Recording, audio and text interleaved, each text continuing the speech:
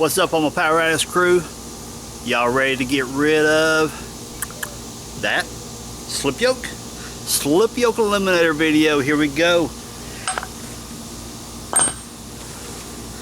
Now before I go into this whole intro thing, I want to give you guys a little bit of a warning here. This video is ridiculously long. There's a reason for it.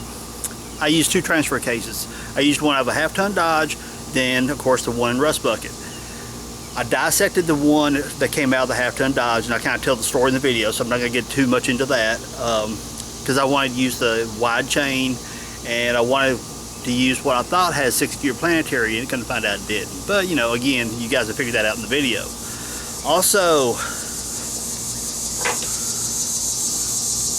this, look at this. Go buy these things. I got these at O'Reilly's. I don't know, they're about 15 bucks, something like that. You'll see me in the video that I used some cheap snap ring pliers. They were a pain to tell people. They really were. They cost me more work than I really needed to. If I had bought these to begin with, I could have cut my time in half on doing the transfer case. Well, of course, you guys see my duh moments when I used the cheap one. But then I later on got these on the last couple of snap rings, and they made life much easier. I'll put a link down in the description of the video where you guys can go order these, or I got these at O'Reilly's in the help section, so you guys feel free whichever one you want to go. If you got time to wait, maybe you can go ahead and order them, and I'll put that link down below in the description. Trust me, look real close. See them knurling right here, and they spread open like that when I squeeze them. The lifesavers, and see the profile right there. You need these to do the slip yoke eliminator. They will save you so much time. Now, because it's a long video, here's what I'll do for you. First half of it is me tearing apart the half-ton Dodge transfer case. The second half of it is like me doing the slip yoke eliminator on Rust Bucket. I'll put a timestamp down in the description thing where you guys can click on that timestamp. It'll jump straight to the YJ and where I did the slip yoke eliminator. So if you want to bypass all that other crap, but it's kind of informative, the Dodge one is, so it's totally up to you. If you guys skip through it, just get what you need out of it, I'm cool with that too. If you guys watch the whole video, I'm cool with that too. So you know what, let's just cut to it. So if it's the first time you guys landed on Power Addicts YouTube channel, hit that subscribe button. I do Jeep videos, car videos, motorcycle videos, tool videos, review videos, all kinds of cool stuff that you will learn something. So be sure to hit that subscribe button. Let's get on with this. Roll. The size of the box, rugged ridge on the side. What do I have here? There you go. You guys can see the part number. I'll freeze it here for a moment. Rugged ridge slip yoke eliminator kit for MP231, part number 52231. You know the goodies it contains. The parts all laid out there. Let's get the page.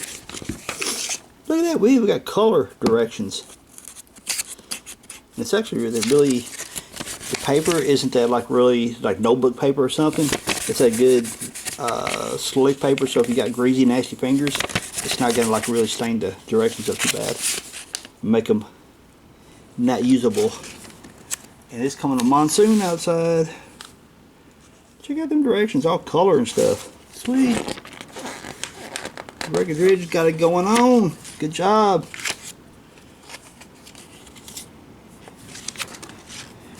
And those of you who's going to do it or watch the video and again do this, here's your transfer case output. Here's your differential. Whenever you use the double carding joint drive shaft, like it's in the front of an XJ Cherokee, you're going to have a U-joint here. A U-joint is going to be right here. Here, then your drive line goes straight down toward this. Then you got a U-joint here. So you're going to have to clock the pinion of your rear differential. You're going to, because right now your differential is sitting like this without the slip yoke eliminator. So after you put the SYE in, you got to rotate your pinion up, shooting it toward the transfer case. Okay. So just keep that in mind.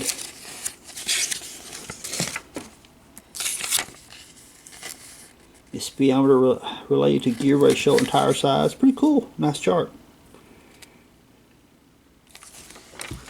I love new toys.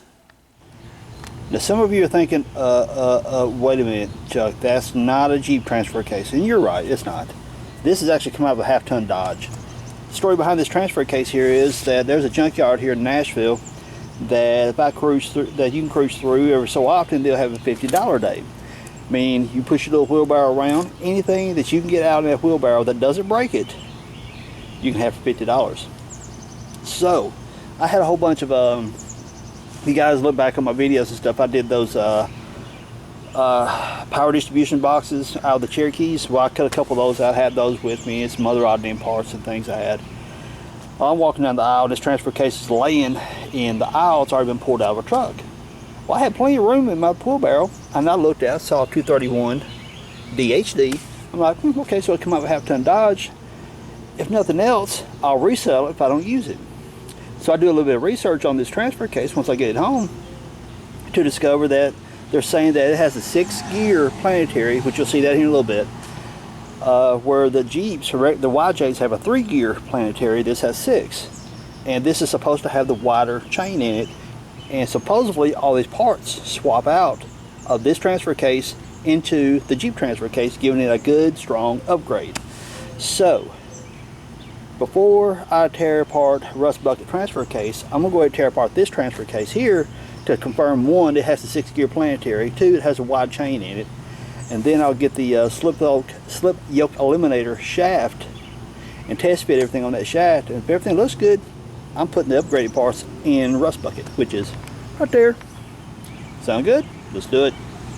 Okay, to start out with, on this Dodge transfer case, you got 1, 2, 3, 4 bolts, 15 millimeter. Get those bolts out. Once you get those 4 15 millimeter bolts out, there's a little tab right here. Get your screwdriver in behind it, twist. You can see it starts separating, or you can get your rubber mallet, smack it out here on the end and break that RTV loose. So we got that. Ta-da! We got an output shaft. Okay, now that we've got the tail cone off right here, got a snap ring right here that's got to come out of there.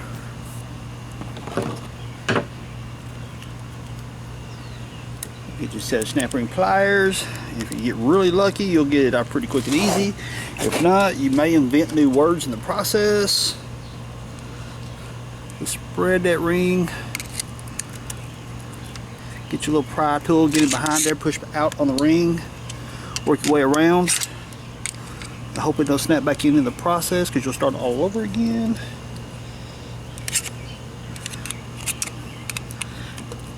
And then again, if you have the right type of snap rings, it makes snap ring pliers makes it a lot easier. Alright, on this Dodge transfer case, once you get that snap ring out, around through here, 10 millimeter to get this off. Oh yeah, just for pointers, drain your transfer case first. I've done made a mess. Okay, now we got the bolts out of there. Take your little pry bar, go around the case like so. Separate it from, take your cone, separate it from the case. What you do, that should slide right off. Yeah, ta-da! Alright everyone, so you people know what that is? That is your pump. That's what pumps all the fluid through the transfer case. So back to the tripod this thing goes. Alright, if you look real close right here, that's the pickup tube for the pump, and which goes right there. Pump sits in like this right here. Let me zoom back a little bit.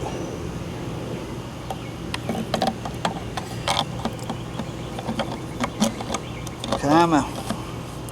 Pump sits in like that, and your pickup tube is right here, so you got to bring it down. That tube is in there. So what I had to do is take the screwdriver, get up here underneath here, and wedge down on that really lightly, because right there's your O-ring, and you don't want to damage that. So I wedged down on that just a little bit to push it down, which pushed it out of this. Now push up on the shaft, and I was able to bring it out.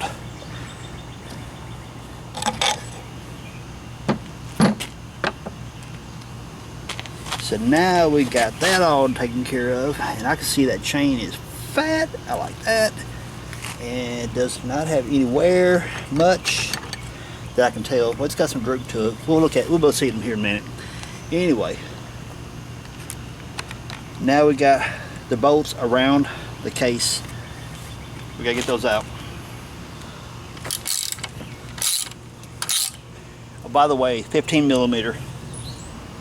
I'm using a 29mm socket. It's just a tad bit on the loose side. It'll work, but I would venture to guess it's probably either maybe a 28, but also what size is this? This is 1 1/8, and it fits beautifully. But I need to use the impact on this, so we're gonna use the 29mm to zip this sucker out here.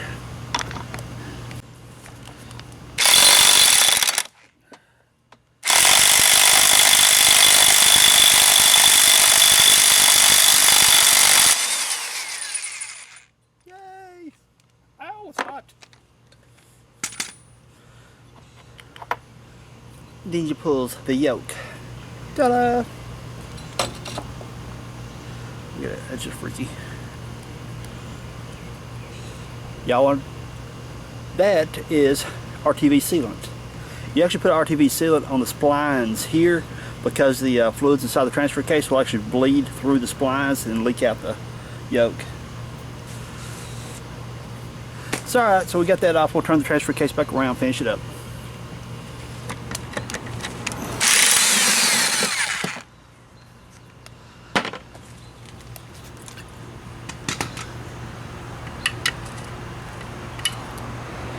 Seriously?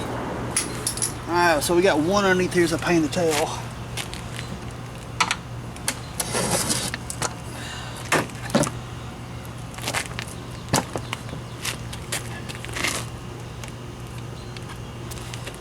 This right here, I can get the socket into it.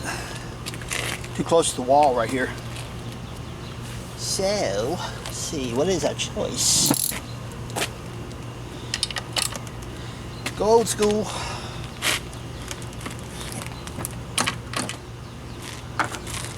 And I think I got them all. Alright, now we'll try it.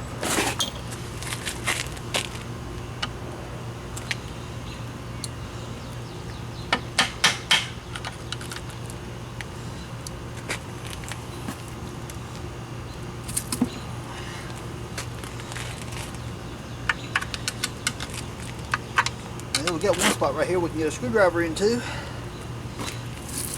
Pry out, which splits the case. Work your way around. And now we're making a bigger mess. Woo!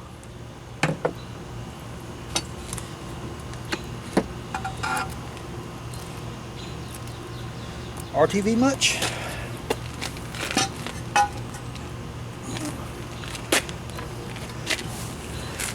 See, the advantage of me taking apart this Dodge case and then doing the Jeep case later, you guys get to see out in the open what to expect. Here's the pickup tube and screen here that pumps the fluid throughout the transfer case, okay? Let me widen back out my view a little bit. Needle bearings. Here's your plugs whenever you take and fill or drain your transfer case. And there's your pickup tube. Ta-da! Back half. Now inside the transfer case, and what was going on a moment ago when I was trying to split the case, it was being a pain. What in the heck? Oh shit, we got caught. This was hanging onto the front of the case, and it was pulling it out of the bearing up front, so I was trying to keep it in there so the case would actually come off. But then we got our shift fork back here. Whenever your shifter moves, see if when it moves,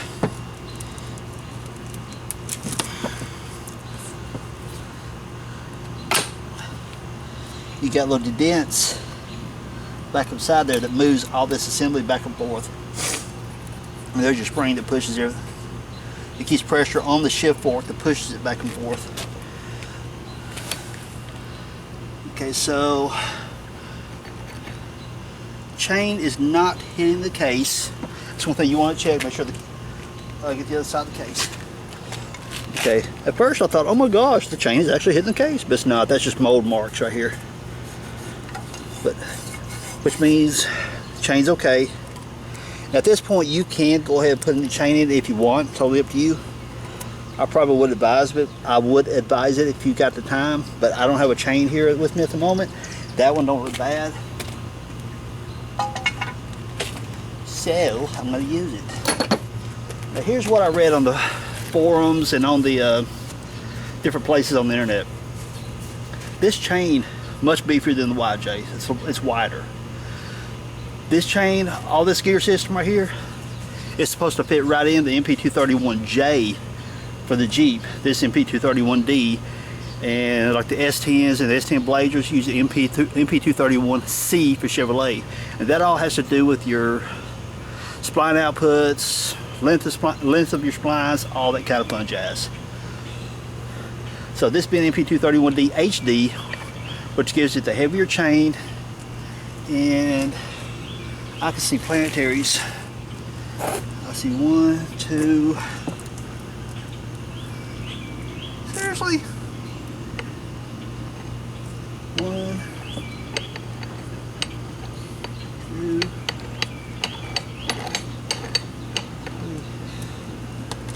1, 2. It's only a 3 planetary. These are supposed to be 6 planetary. Well, that really kind of bites.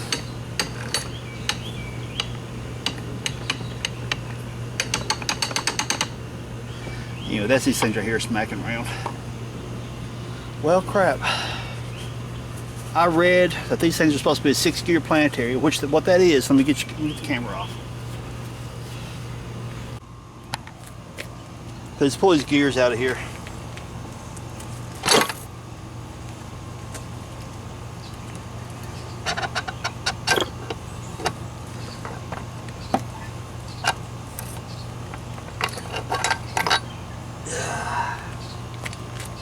Looky. Beefy, beefy, beefy. That rat's a bit heavy.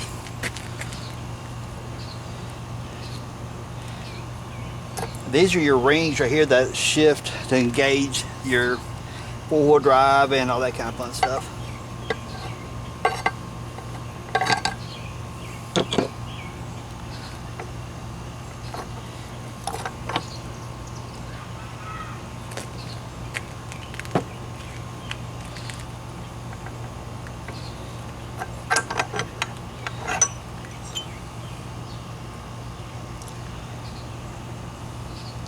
It's in good shape, really good shape. Because you can also look at your shift forks, look at the plastics here, see if they're worn or even missing for that matter. These are in good shape.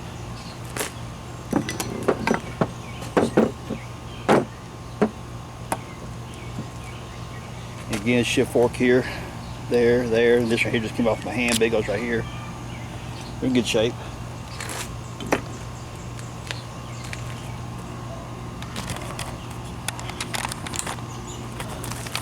So this is your planetary gear. And what you want to look at, if you're going to have the heavy duty planetary, you got a gear right there, and right there. And you can also see like where these little braided spots are right here where they put the axles in for the planetary gears. This one only has 3 planetary gears. Now when I did the research on these 231 HD cases, everyone said that it had the 6-gear planetary. Guess what? If it has 6 gear, you'd have here, here, and here as well. So bummer. It's only a 3 gear. So really pulling this planetary system out and putting it in the YJ case isn't really that beneficial to me. I'm not gaining anything. So it's kind of a bummer. I'd really like to have had that 6 gear. Now, a moment ago, I mentioned about the chain was this loose, floppy, whatever, was it hitting the case, all that good fun jazz. So bear something in mind whenever I was moving the chain around, that slop it had in it. Because some of you are going to say, well, the chain was way too loose. Hold on a second before you get froggy on that.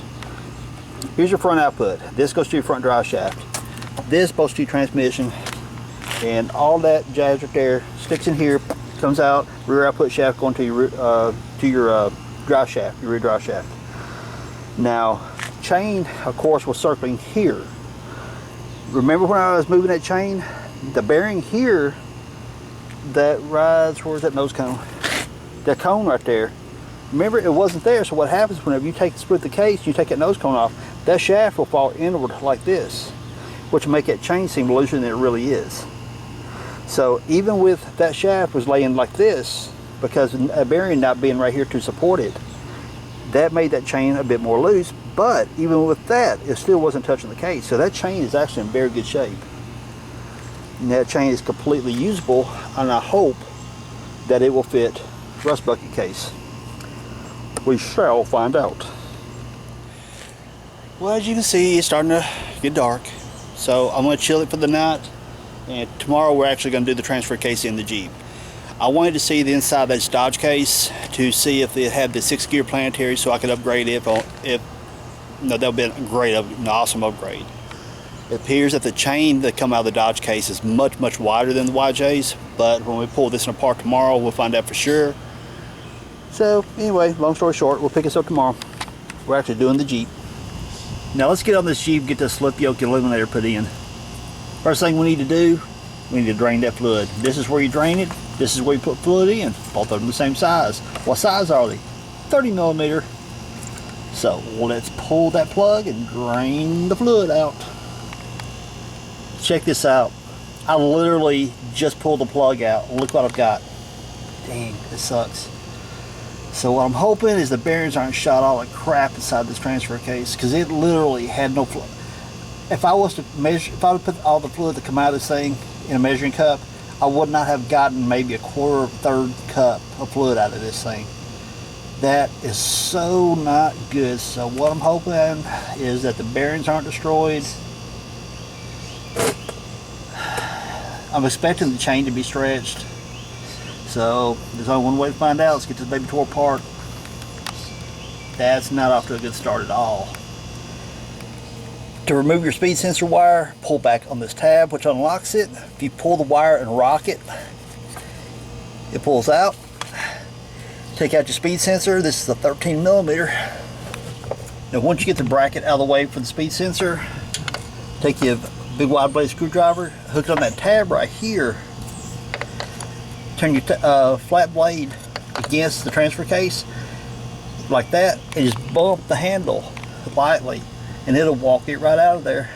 Don't hit hard because you don't want to break your sensor. And once you get out so far, you can get to the point where you can kind of twist and rotate a little bit and work it out by hand, which I'm holding the camera, so yeah, maybe it'll come out. There we go.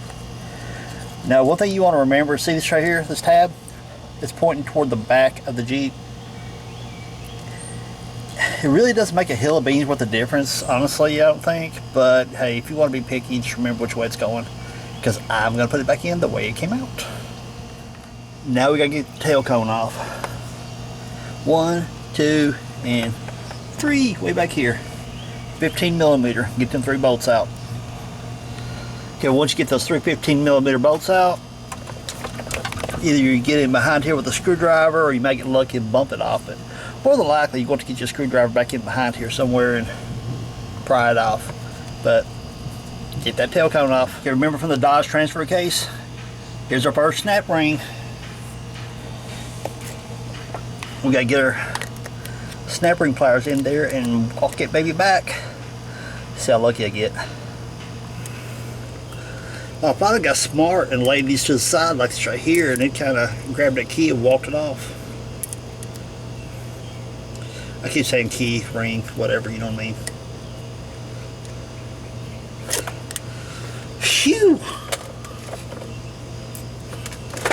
Alright. These are 10 millimeter. They gotta come off. There, right here. Where's it at? Right there. Right there, right there. So 10 millimeter, gotta get them out.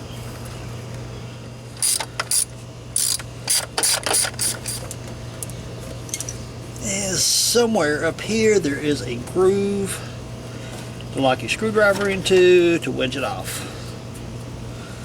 It's probably full of junk and I won't be able to feel it.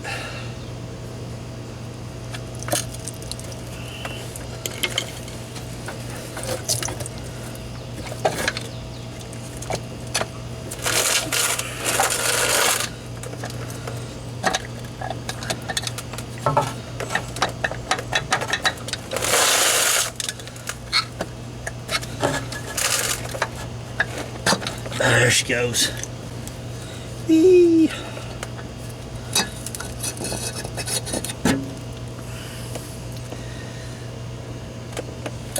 Okay, those two covers we took off, we will not be reusing those because the kit comes with the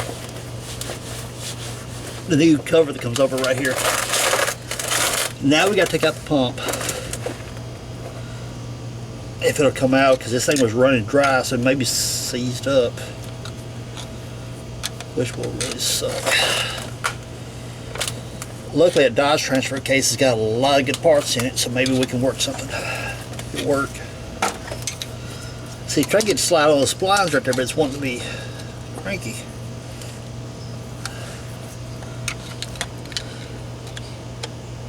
Okay, what I'm doing, I'm taking my little pry bar thing, the pump tube is right there, the pickup tube. Pushing it down to push it back. Now she'll move.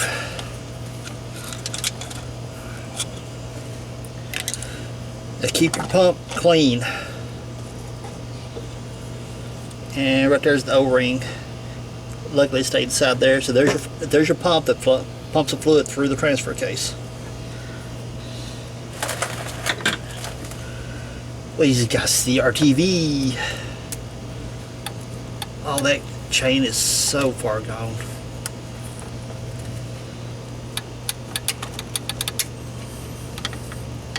That chain is shot. Anyway, hopefully that one out of the Dodge transfer cases, it's wider than this one. I believe this should interchange. Look at that. That chain is done for. Okay, now they're both around the perimeter of the case. So now over here, where did it go? Is a slot somewhere to hook your screwdriver into to split the case. Alright, there it is. Right there. Put my safety glasses back on to protect my eyes from all the crud. And just pry out on it little by little. Don't force it. And we got a mess going on. Luckily I'm on my creeper. Let's take a screwdriver, walk around. Since I got this wedged in there, take another little pry bar, screwdriver, whatever, and go around the case and continue splitting it, working it little by little.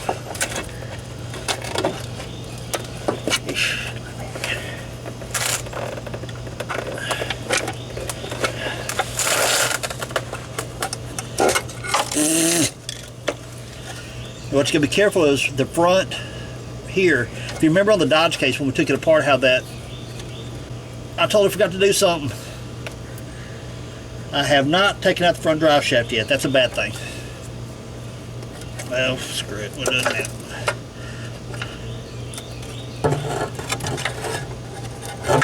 Oh, yuck. That just poured like right on my creeper.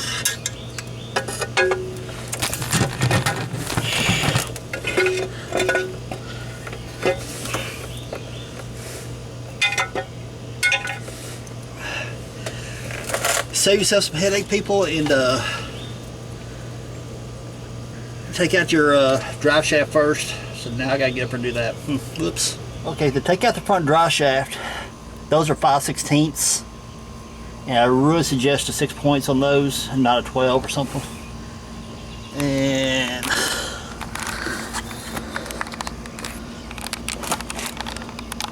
but there is the other four. So 5/16, get them out. You can see the handle of my impact. I've got it set up temporarily. Got the drive shaft in. Got the transfer case pulled back in 4 low. So let's hit that impact and see if we can zip that sucker off. Right there is the yoke. That's got to come off. Doo-doo. Look at that. Now I tell you what, that impact had to work for it because it took it a while to bring it off. So now we can pull out the whole chain assembly, chain and gears and shafts and stuff. Yeah. Okay, now that we got the front yoke off, take this gear out first. And Come on, come on. You get to a certain spot, the chain should come off.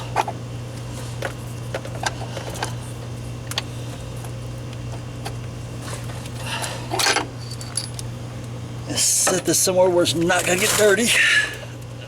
I got the case hat back here behind me. Go ahead and remove the chain.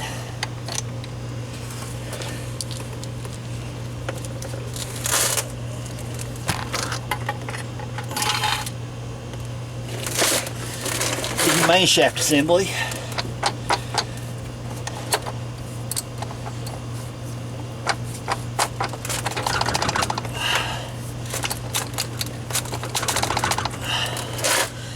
Just gotta work with it.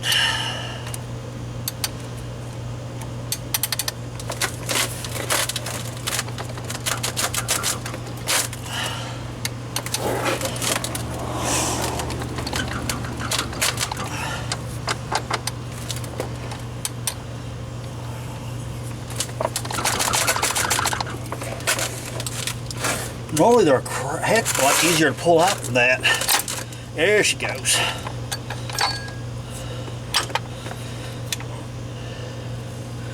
And then there's the main shaft assembly. Okay, top side now. But now that I got the parts all laid out, here's what we got. Slip yoke Eliminator shaft. This is the main shaft for the Dodge. This is the main shaft for the YJ. This is the Dodge chain. This is the YJ chain. Front output gear or shaft, whatever. This is the Dodge. This is the YJ. And here's some of the miscellaneous parts that comes with the slip yoke Eliminator. And that's the front yoke that I forgot to take off earlier. So under normal circumstances, what you would do, this is your slip yoke Eliminator shaft, main shaft. You would just take all your parts off of this, boom, pop them over on this, okay?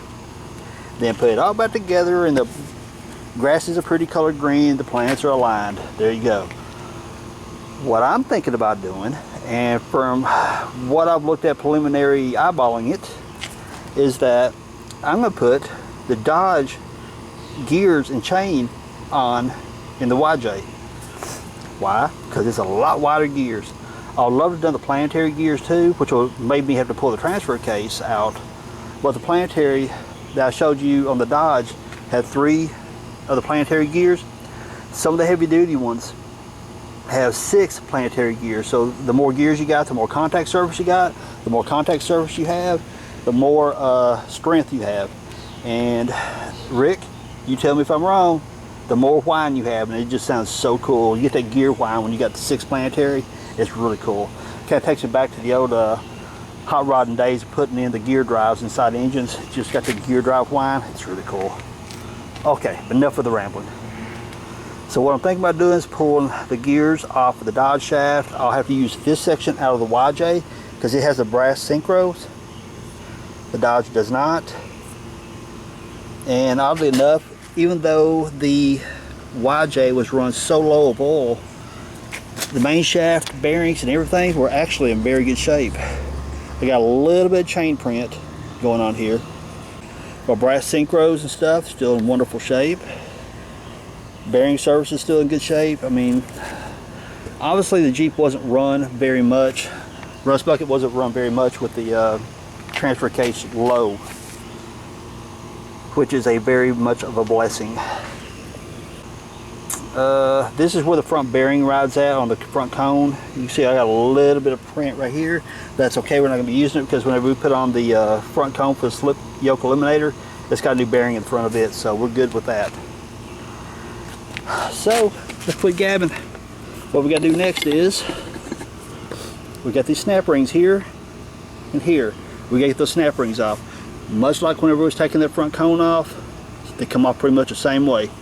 So, except I've got one of those junky snap ring removal tools that's a pain in the tail. But you need the kind of the right tool to do this. The snap ring pliers, but they got like a flat duck bill in the front of it that presses evenly here and here, and it's just like, I don't know, like a duck bill. They're flat like this right here, and they spread open like this, so they hold everything in place properly, versus the ones I have have the little round divots, little round pins in them that goes inside pins if it had them inside these snap rings. So the pliers I got are not necessarily the correct ones. If you get the correct style, it makes life much easier. So enough of the rambling. I'm going to get these snap rings off and pull these assemblies off here, okay? Ta-da! Yay! Okay, now we slide gears off. Here. Take the first set. Let me zoom back a little bit so you guys can keep it in case I get out of frame.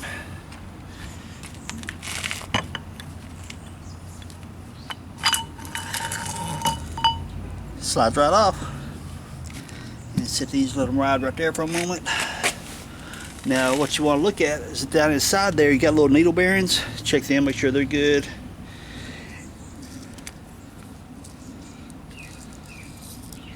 You know, I was so surprised to find where this YJ had so little oil in it. I was really surprised to find that the bearings is in good shape. We got the snap ring in place holding the gear assembly on. There's the wide Dodge gear. Spinning just as free as it can be. Feels so good on there. Got the speedometer gear in place. What you want to do is put your snap ring on here first. Slide your speedo gear on. Then put your second snap ring on. There's something I realized that whenever I put my snap rings in, aside from having the wrong snap ring tool, like I've said it 1,000 times now, whenever I put the second snap ring on here, it was a bit of an interference fit. It was like really tight, so I had to take a razor blade, lightly shave the gear a little bit. But once I got the snap ring in place, then you get you a punch, or you can get you one of these right here and just kind of go around and tap it. Like so here, and just tap it with a hammer and go around it. Make sure it seeps down inside that groove. And you see the edge of the ring right here down inside the groove that is seated properly. Also, the same goes for this right here. Where the gear assembly came out, and it stops right there, it's like almost flush. And I mean, if I could I didn't actually put the calipers of this thing or micrometers or anything to see the exact dimensions of the cuts and all that. I was just kind of like splitting hairs, honestly. I'll put it on there. Finally got the snap ring over here. I took the back of this and I had to go around it, keep tapping all around it to drive it down inside that seat. It's not coming out anytime soon. But it's set on top of that groove just enough they didn't want to seat all the way inside there. So get you a punch, or I used this right here because it's the first thing I grabbed, and stick it right there and just go all the way around it and tap it. You'll see the snap ring seat down inside that groove, and you want to make sure that it's completely bottomed out inside that groove. Let's see what the camera sees. Right down inside that groove right there, you want to be sure that that snap ring is all the way down inside there. I cleaned my cover up last night, got it all cleaned up, and get some more RTV off. I need to go get some more RTV and transmission fluid. I didn't feel like going out last night, so I went out this morning, picked it up, and I'm going to slap this baby together. But I've got all the surfaces, mating surfaces here is good and clean. Mating surfaces here is good and clean. Now I got to go under the Jeep and clean the transfer case there. Now, clean the transfer case down here. The first thing you want to do right here, remember your pickup tube before your pump comes down right here? Right here is a magnet. It's gross. So get that thing, pull it out, and clean it up. Then clean up the rest of the inside. See? Yucky. Okay, after you clean up your magnet, and if you guys are wondering what I'm using a brake cleaner, paper towels. That's about it. Nothing really fancy. Now, this is one of those cases where I would also use brake cleaner too as well. But you run a risk of one thing if you don't pull a transfer case out of the Jeep, like I'm doing here. If you spray your brake cleaner up the side here, that stuff just blow back in your face. So be sure you have some form of eye protection on, because that stuff is brutal if it gets in your eyes. So if you want to wipe the case down, take spray the brake cleaner on your towel. Just wipe down the inside of the case. I mean, you can spray it out if you want, but just be careful with your eyes. And put my eye protection on real quick. Spray out that area right there.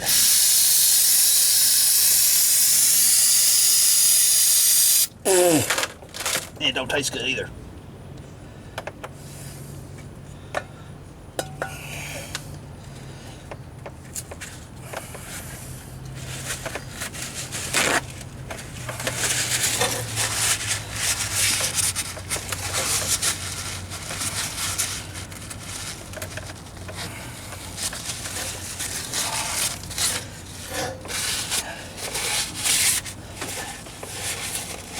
Overall, the case isn't very dirty except for where that magnet was, and it was like super nasty there, but that's to be expected. Now, remember whenever we pulled the drain plug, how low of oil this thing was? Look here. The shift fork pads here, luckily the ones back here are okay, but the shift fork here, the pads are shot. I mean, they're done for. This one was flat out missing. But luckily the Dodge parts will fit this, so I've got those and I'm good to go. So now take the razor blade and go around, clean up the edges. Okay, I went and pulled the plastics off the Dodge shift fork.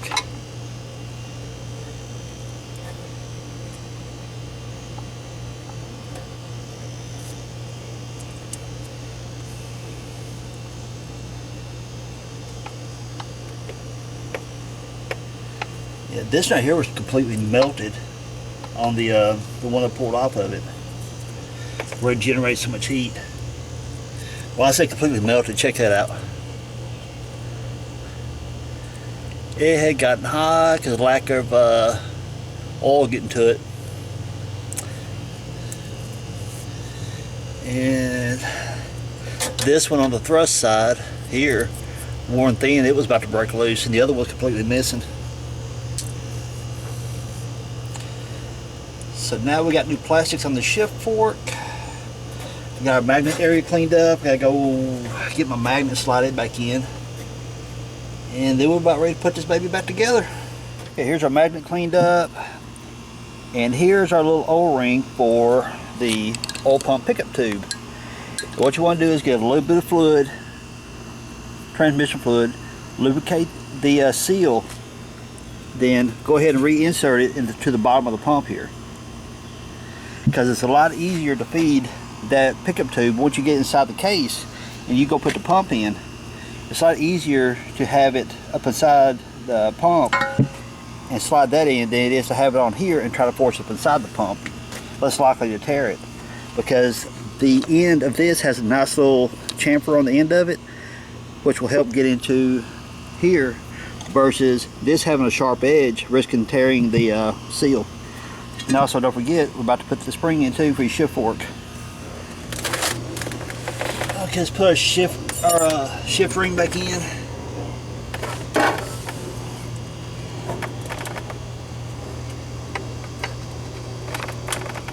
It fits a little tighter now.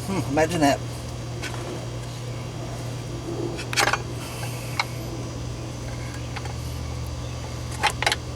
I really didn't want to do that.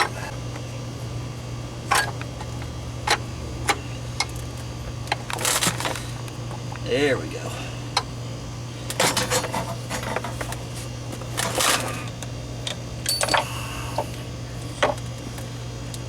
Ah, crap. Oh well, forgot my magnet. Be right back.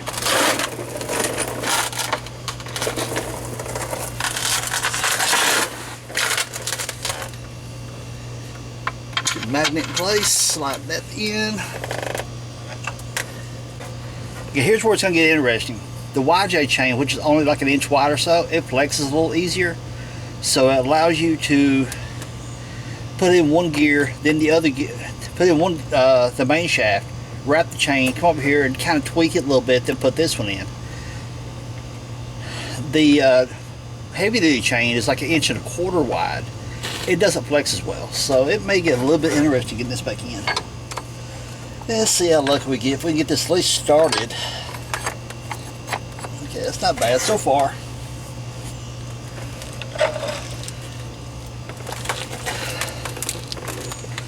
Get your chain put on.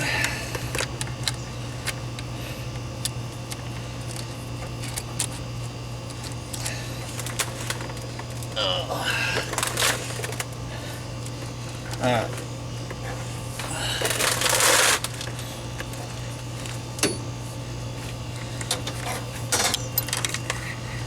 Chain goes around the shift shaft. Here. And do we get lucky?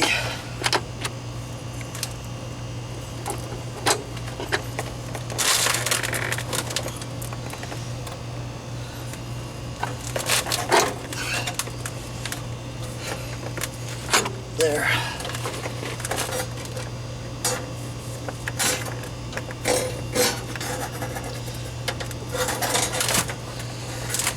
And because of the heavy duty chain, you got clearances right through here. You're good here. Remember, when we put the front cover back on, it's going to pull this over and tighten your chain up.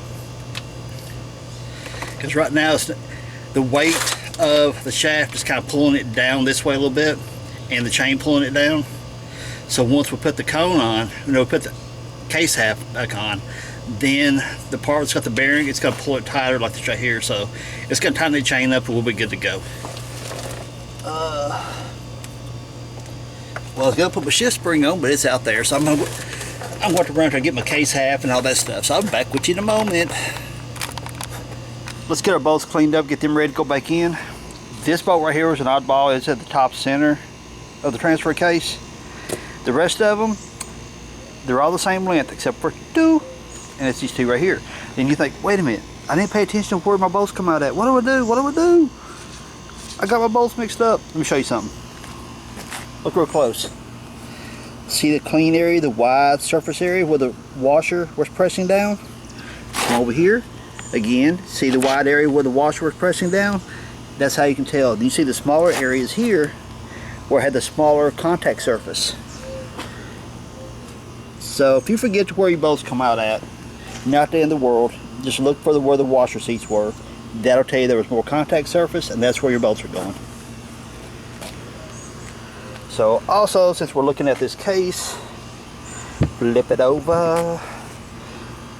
Oil pump pickup tube, right here. Slide it in. It sits in there like that. Then when we put the pump in, it presses down on that. But you want to kind of make sure when it rotates your tube to where it's pointing straight up, because it was kind of rotated like that, kind of pointing outward. Now we want to set it to where it's pointing straight up. So when you put the pump in, it presses down correctly, and you also, if you notice right here, it's got that little indentation to where the pickup tube sets. So pay attention to the details. Okay, I got everything prepped up now. We're going to take our spring. It goes right here. And put you a little bit of fluids and stuff on your gears, inside the chain.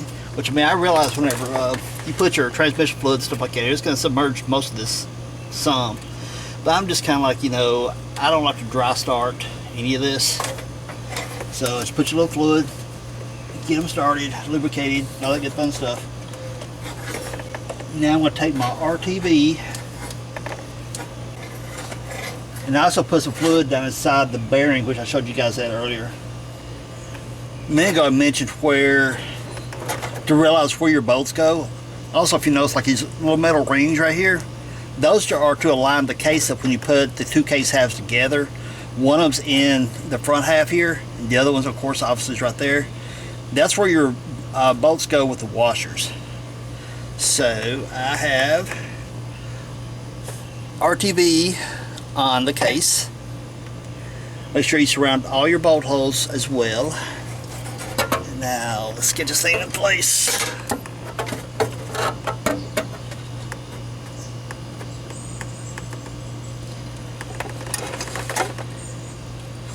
Shift shaft coming through.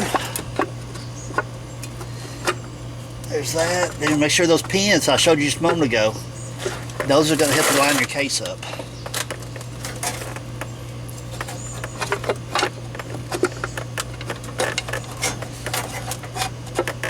But also you got to contend with that bearing going in right there as well. Permatex all over everything.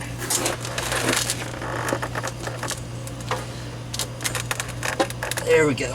There's that collar. There's that collar. We're good to go. Now take your bolts with the washers, put them in the proper places. Put that one on that corner.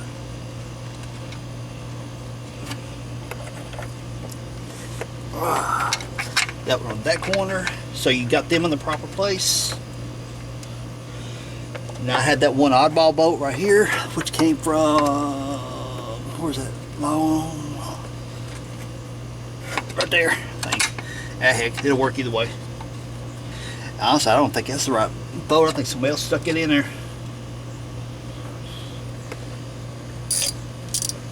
So take your ratchet and just snug, run it in until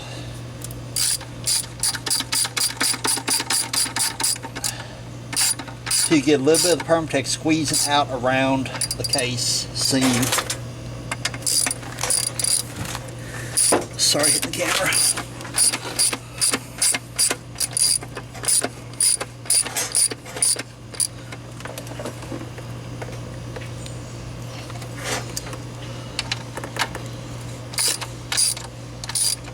And see, I got a little bit of the RTV squeezing out around the seam now. Stop that right there.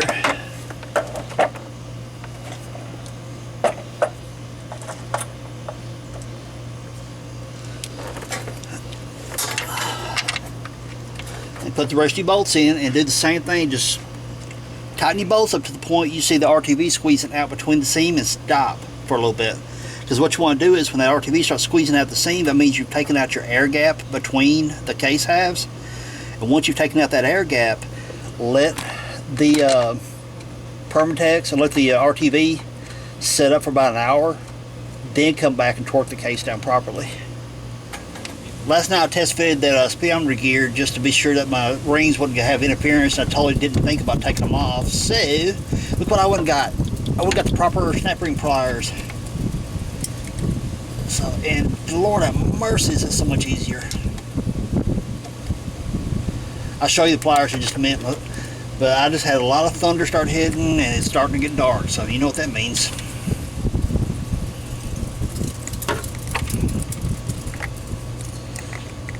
So if you test fit your speedometer gear, be sure to take it back off before you put this in so you don't have to do what I'm doing now. I should have got these doggone pliers when I first started this, but I didn't. Okay, now our oil pump. I got a little bit of lube up inside there like I showed you earlier. Now we got to try to hit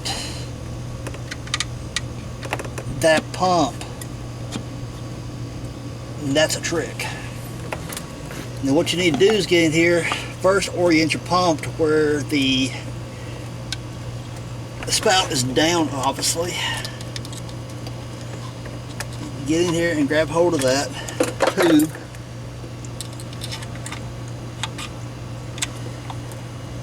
Push up on the shaft. You just gotta find that sweet spot to where you get to line up. Regular pair of needle nose pliers is too thick to get inside there.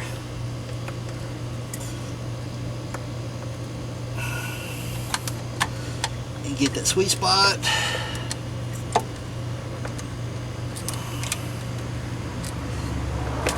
It's about to start raining, and I've got the top down on my other Jeep.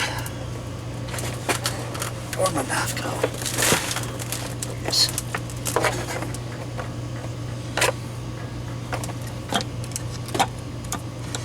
And once you push your pump in a little bit, if you get your knife blade or something really thin, get in behind that ring, that lip, push up on it to get it to seat up inside there. There you go. Pump is installed. Now for our snap rings, put them back in.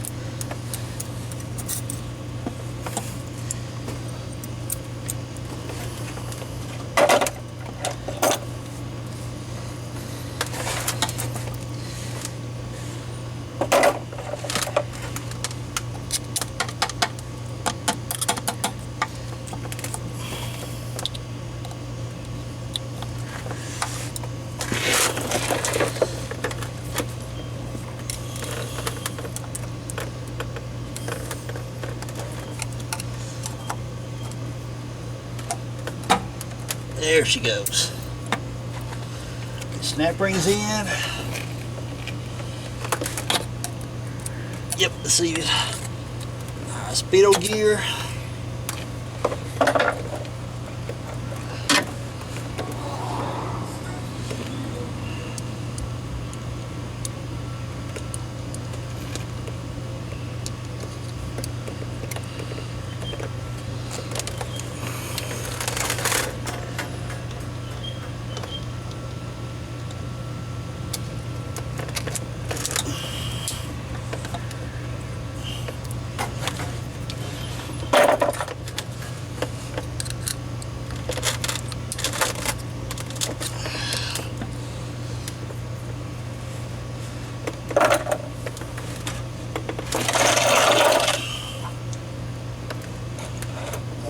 Shoot.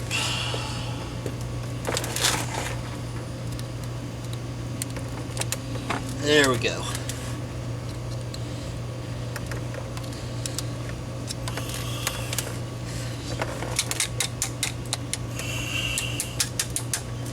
Alright, speedo gear's in. Now we need to put the nose cone piece on. A little lube around that. And there it is.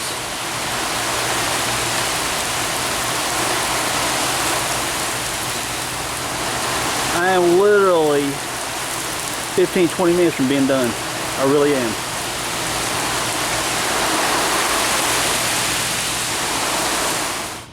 Well, the rain came just long enough to interrupt, and well, it gave me an excuse to go grab something to eat real quick.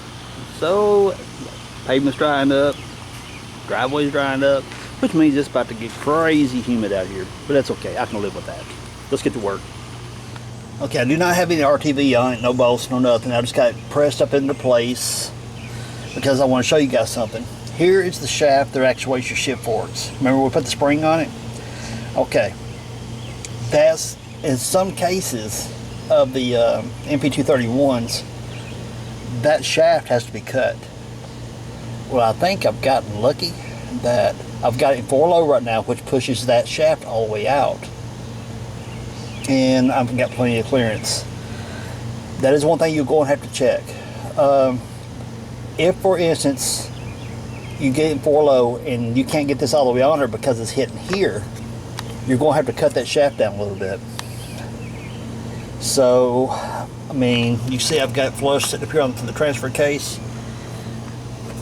Bearing's sitting good, which means I don't have to cut anything.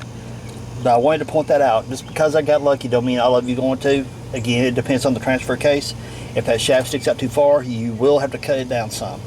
But it's in the directions of that comes with the SYE kit.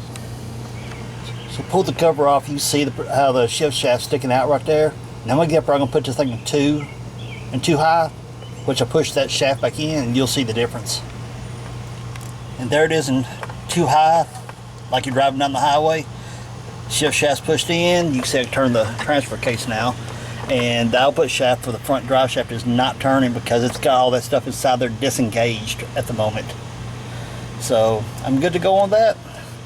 So I'm gonna go ahead and get my RTV put on my cover and get that thing put on. Be sure around here, I've got the RTV on the cover itself. Be sure everything's wiped off because I had a little bit of oil drippage like that, so you don't want no oil interfering with the RTV.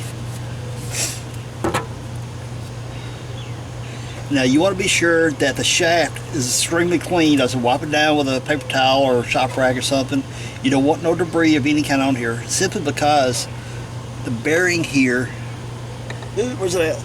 The bearing and that shaft have a very tight tolerance. If you've got any type of debris on this thing here, it becomes kind of a bit of a pain in the tail to put on. So make sure it's good and clean. Put a little bit of lube on it, like a transmission fluid, since that's what it's going to run. So therefore it slides on pretty well easy. Now you got to hit that sweet spot till it goes on. Then you're going to push up on it a little bit to center this to the transfer case. Because remember, that chain is pulling the shaft downward at this direction. So now that I've got it set up on there, let's get some bolts started. Now when you tighten it up, you want to go in a crisscross pattern.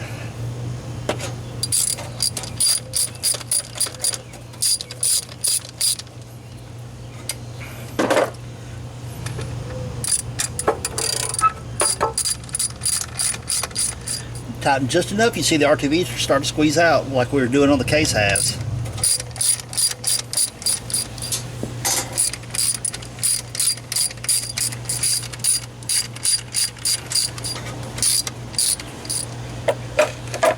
Now right now they're just touching and just a bump snug. Once that RTV starts to sit up here just a little bit, then we'll take and torque these down to the proper specs.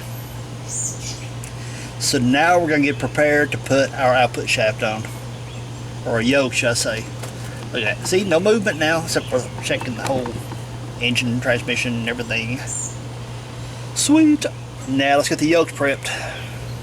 Okay, let's put your plug in. It has a rubber seal right here, so you don't have to worry about anything fancy like putting RTV or anything on it. Just take that rubber seal and take it plug, get it started.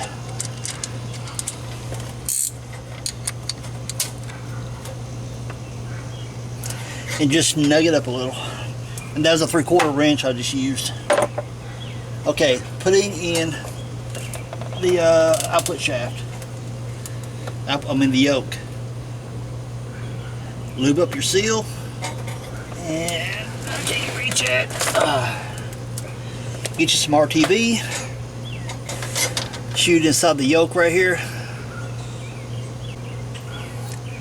The first time I seen this, I was like, why in the heck do you want to put RTV inside of a yoke?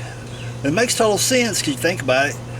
The transmission fluid that runs inside there, it's so thin, it would bleed right between the splines. And therefore you'd be like, where's my leak coming from? Easy, so you don't damage your seal.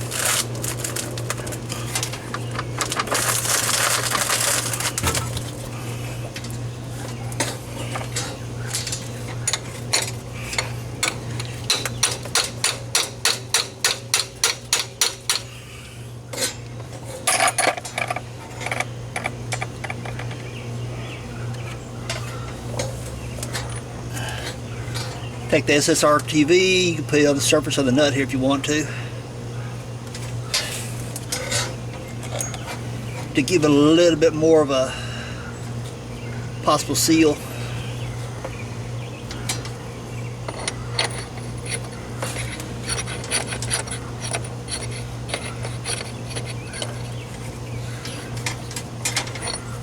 And use a 29mm socket.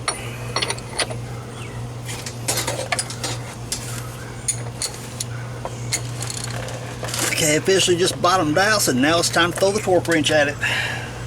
And we're going to torque it to 150 foot-pounds. See, we got the rear output done. Now we need to do the front. There's really not much point in doing the filming the fronts because you do the same thing. Put you a little bit of transmission fluid around the seal. Put you some RTV up inside the splines of the yoke. Push the yoke on. Run the nut on. Torque it to 150 foot-pounds, and the front output is done. Now let's clean up your speedometer, and once you get it all cleaned up, around the seal here, put you a little bit of trans fluid around it to make sure that seal doesn't get cut or gouged or anything like that when you put it in. Now remember how it came out. Take your bracket that holds this in place. Get your bolt started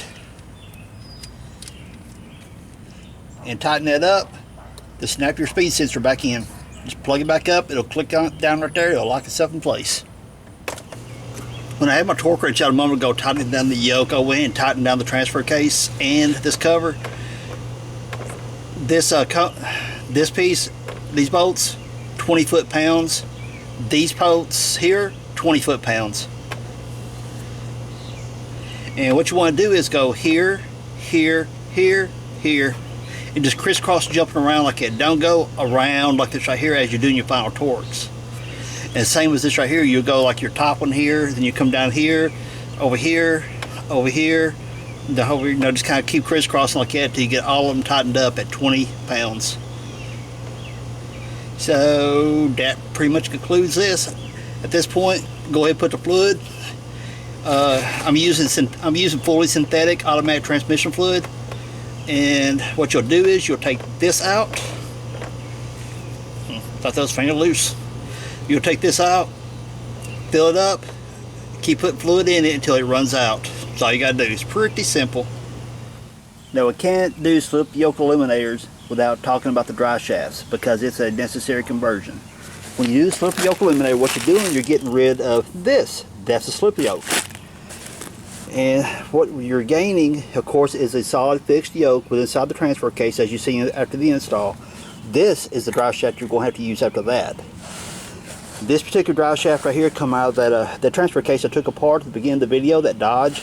This is the dry shaft out of it. You can also get them out of the front of XJ Cherokees. So, and people don't ask me what year Dodge it came out of, because I really don't know.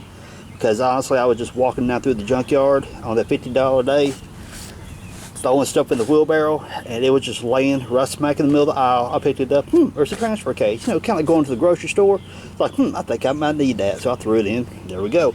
And I'm glad I did, because I actually got to use some parts out of it.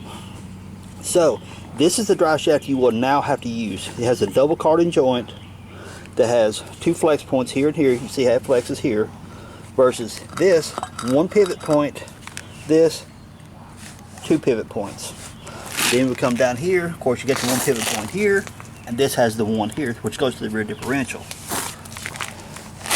And where this used to be your slip yoke on the old setup that came in out of the transfer case that allowed your dry shaft to say it get longer, shorter, whatever, as the rear end articulates up and down.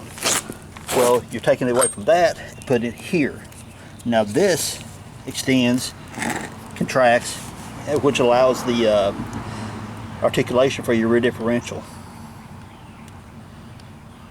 So I tell you what, I'm going to throw this dry shaft in the Jeep and kind of give you a quick eyeball what it's all about. Okay, I've got the dry shaft held in by 2 bolts right now, just to kind of show you guys what's up. You can tell that double carding joint right there, you got so much more driveline angle here. And what that double carding joint gives you 2 pivot points, like I showed you, demonstrated out in the driveway. But it also minimizes or totally eliminate vibrations at that hard driveline angle. Now, there's a few catches to running the SYE and the double carding drive shaft. Whenever you go to get yours custom made, and you will have to have it custom made, or I think there may be some manufacturers that you can get them off the shelf. No, I'm not sure. But the center of that cap here to the center of the cap here of your U-joints, that will be your driveline angle. You'll go up to your drive shaft cutter and guy and say, hey, I need this drive shaft cut down to this dimension, which will be the center line of that U-joint up here to the center line of that U-joint. Now let's talk about the drive shaft angle again with a little bit different scenario set up for you. If you see right here, that green string right here, a green paracord, that would simulate what the actual way the pinion should be pointing, okay? But if you look, the center line of the pinion, if you was to shoot straight out of the pinion itself, it's going this way. It's below that angle right there. So as I mentioned a moment ago, that pinion angle now has to be brought upward to match that angle of that string right here. So therefore, again, emphasizing that you'll either have to cut your saddles loose on the axle and rotate your pinion to match that angle right here, or you have to put a bunch of shims between your spring pack and your rear diff to pick that pinion up to match that angle right there. So you're going to have to rotate your pinion, double carding joint, dry shaft after you do the SYE. Necessary evil. Whenever you convert to that SYE, that's what you got to do. Alright, for everyone out there who watched that whole video from beginning to end, salute. Thank you very much. I so appreciate that you guys are that interested in some of the stuff I do. Awesome. And some of you skipped through and just got what you needed out of it. Totally cool with that too, because I've done it myself. So either way you look at it, I really appreciate you guys coming by checking out my video. So if you haven't subscribed, be sure to subscribe. If you want to leave a cool comment down below, questions, okay, no problem. Also, hit me with that thumbs up if you enjoyed this. So let's cut this stuff short because that video was long enough. Peace out. Later, y'all. Thank you. Peace.